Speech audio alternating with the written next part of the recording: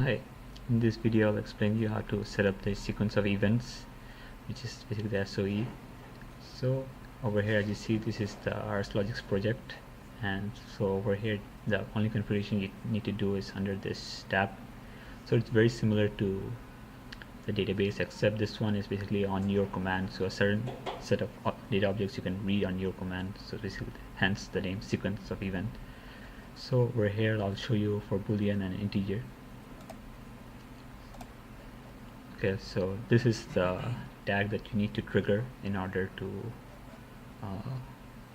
send a command for those events. So over here right now I have 2 events, so this one you'll configure according to the number of events you want to set, and these will be the events. So since I'm using 2, I'll be configuring these 2. So now these point IDs will basically be sort of a way of addressing from your PCB side when you configure, which I'll show you in a bit. Okay, so they should have unique point IDs.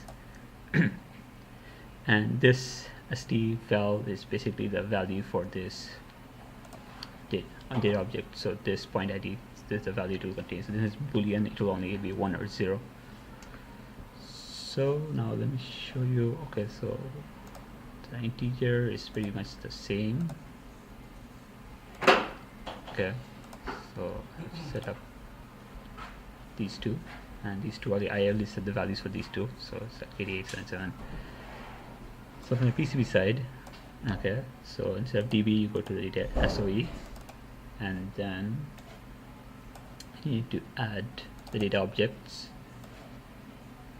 So this value of this range for the data object will be according to this. So I have 3 integers and 2 integers and 2 boolean. Okay, so hence this is the one for the integer, and this point ID, as I said, should correspond to the one you were here. So basically that command, that one basically matches to this data object. Okay, yeah, so and that's about it. You just need to configure the right point ID so it matches the point over there in PC in your RSLogix. And so similarly I did for this is 101 I just saw on the project, and these are the boolean ones set for 1, 2, 3, and this one, let me show you for here.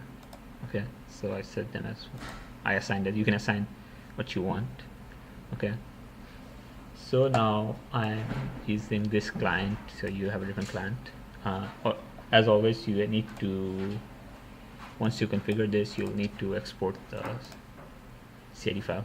Okay, so now and this from the client side you'll be importing that, and as you see, these are the points for the SOE, and basically the path, this path will be the same as the one PCB you see over here, and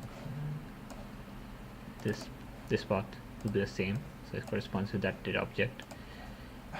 And okay, once you have imported, configured, so this client I'm using is actually a gateway, so I can show you the values in a Modbus simulator.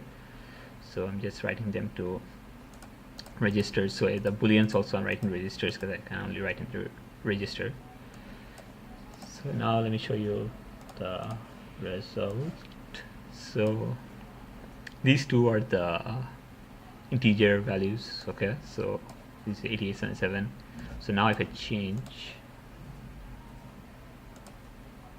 for here, if I change,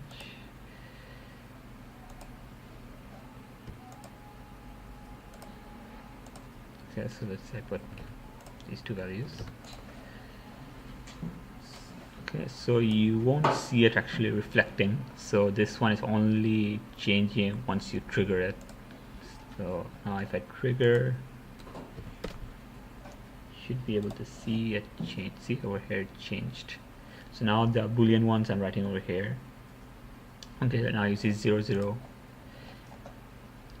and let me go to the boolean. Okay, so let's say I change into on state for both the points.